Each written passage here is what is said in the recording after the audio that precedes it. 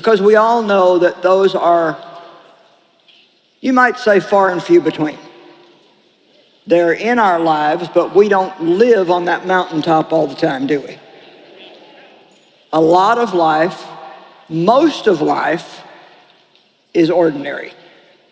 It's get up, go to bed, go to work, come home, do the dishes, change the oil in the car, cut the grass, go to the grocery store, do the laundry, cook the food, watch everybody eat it, clean up the mess, get up the next day, go to work.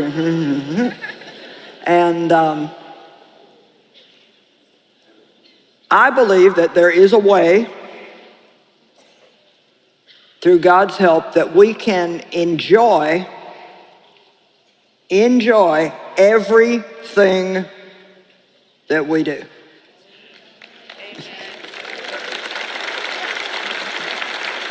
For example, if I would have walked out here and said, how many of you enjoyed driving to work in traffic?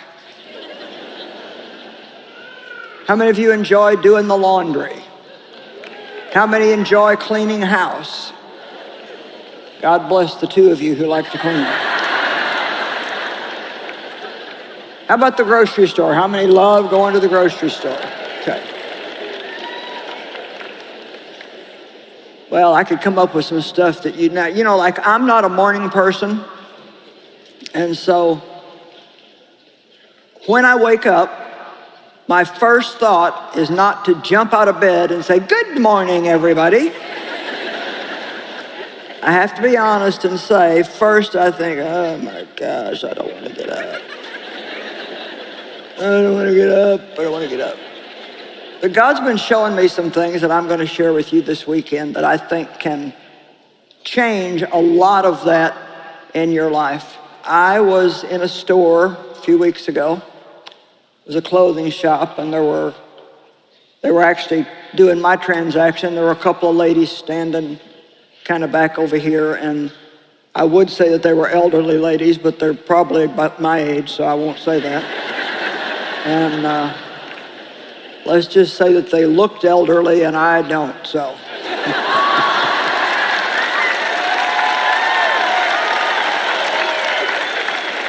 You better agree, because I work really hard on it. And one of them said to the other was, so how are you? And she said, well, I'm making it through. And then she said to the other one, and how are you? And she said, yeah, about the same for me. I'm making it through. And I thought, you know what? That's really sad, but that's most people's story. Getting by, making it through. And God has got so much more for us than that. There's nothing about God that is barely get by. He is Jehovah El Shaddai, the God of what? More than enough. Not just enough or barely enough, but more than enough. Now, let me make this point that everybody in here has joy. If you have Jesus, you have joy. It's in you. It's in your spirit. But Satan works really hard at trying to block it from coming out, or from us feeling it, because the joy of the Lord is your strength. I believe that joy is powerful. I believe that joy is healing. I think the happiest people are the ones who feel the best. Amen? And so I think that we need to be as joyful as we can, and joy is anything from hilarity to a calm delight. So to be joyful doesn't mean that you go all day long laughing and cackling your way through life, but it does mean that you have a calm delight about your life. Now, different people have different personalities. My daughter, one of my daughters, I have two, is a real strong, I don't know all the terms for it, but when I studied the personalities, she would have been called a sanguine. She was a real up, she She's a morning person. Good morning, everybody. How are you? And she gets so excited about the simplest little things. And I can tell you it's not because she's more spiritual than anybody else. She is a spiritual girl and loves God and teaches His Word, but she's, a lot of it is personality. And so we have to learn that our personalities are all different. But she called me the other day. She'd been to my house, and then she called later. She said, oh, I went shopping for some more Christmas lights when I left your house. And she said, I got so excited, I almost hyperventilated. Now, you know, I'm good with Christmas. I like my lights, but I have yet to hyperventilate over them. That's just not in my personality wheel. Amen? So,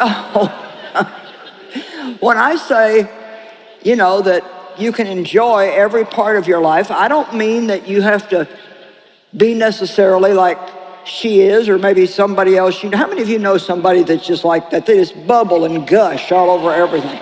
Well, if you're just honest, if you're like a strong choleric type A, do they get on your nerves sometimes? Because, you know, you're kind of thinking, oh, give me a break. Nobody hyperventilates over the Christmas lights. Well, she does.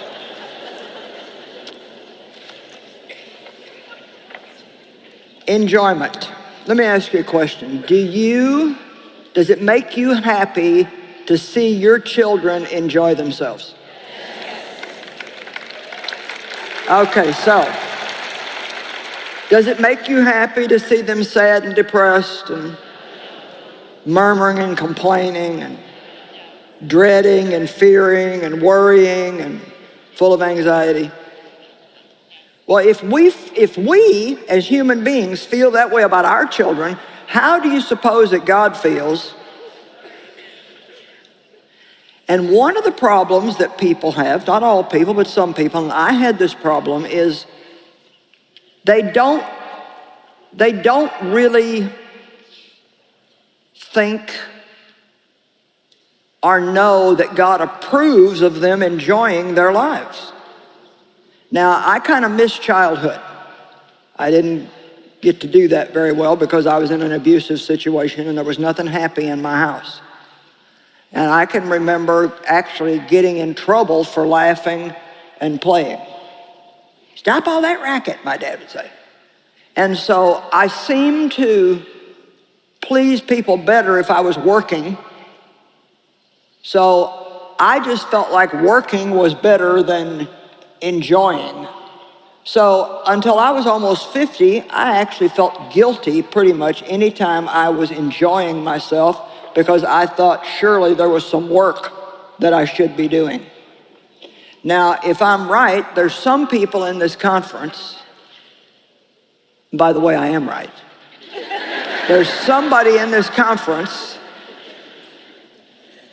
probably lots of somebodies, that if I don't say this to you, you will sit here and you will not enjoy this entire conference because you will be thinking about all the things that you probably should have stayed home and done that's going to be waiting for you when you get back.